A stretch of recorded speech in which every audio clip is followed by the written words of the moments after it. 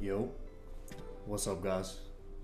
I wanted to make this video about when you're ready to sell. Like, how do you know when you're ready to sell? And also, letting go of the home that you love. Alright, so let's start with how do you know when you're ready to sell? It's a bunch of reasons, guys. It's no exact reason for everybody. It could be, I'll go through a couple situations here.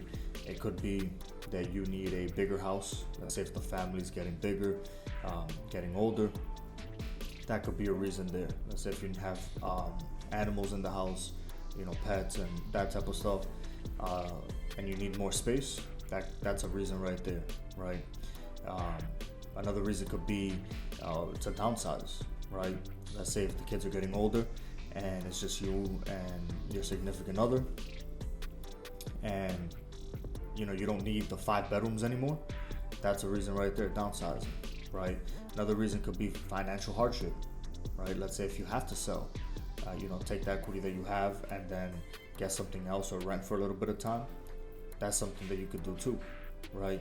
Another reason, like how to know when you're ready to sell, or another reason could be, which I've seen, is when you're in business with, say, someone else, with an investor, and you guys decide, hey, this is the type of tactic that we decide to do. This is an investment property. We're fixer-uppers, we're flipping, or we hold on to property for 5 years or whatever the case might be. Sticking to that strategy is another reason.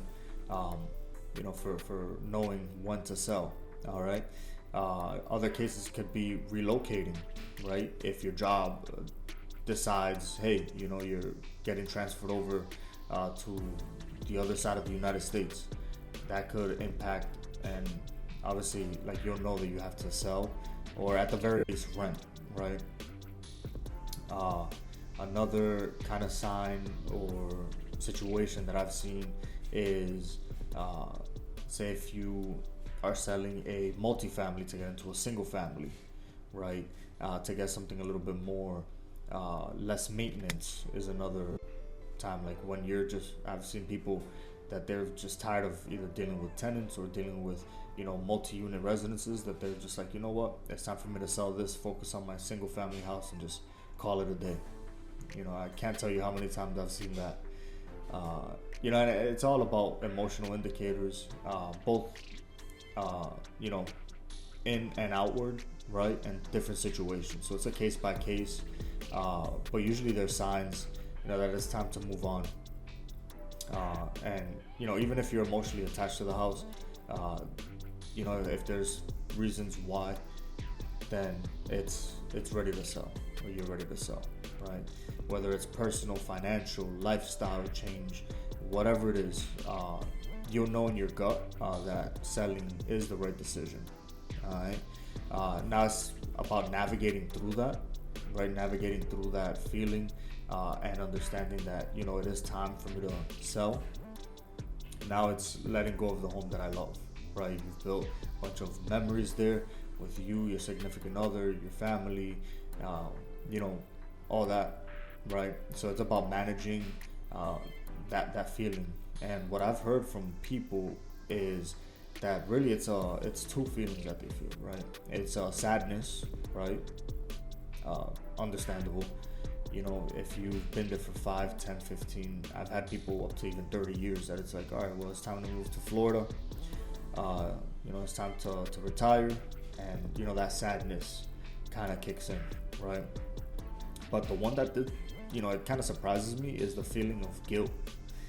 People feel like they're leaving behind the house that they love, and they feel guilty because of it, right? They feel guilty because they raised their kids there, or they might feel guilty because they've had a bunch of great memories there.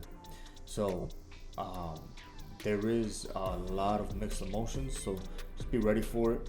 It's normal. It's nothing to be shy away from. Instead, embrace it. Embrace it and embrace the challenges that come with it, right? The emotional benefits of moving forward, it starts with first letting go, right? Because like for instance, the people that sold and moved to Florida, they were feeling a lot of guilt in making that type of move. But then once they ended up finding a house over there, moving in, retiring, and just kicking back and relaxing, all that guilt went away. So, just keep that in mind. And really, it's empowering yourself, right? It's empowering yourself to move on, finding kind of closure and that peace when it comes to the decision to sell, start moving forward, and start a new chapter of your life. All right. And last but not least, it's releasing that attachment and focusing on future opportunities. All right. So when it comes to letting go of the home that you love, do understand that it is letting go and seeing what is to come, right? New opportunities and new attachment, right? Because that next house that you're in, you can fall in love with it just as much or even more than the one that you were in.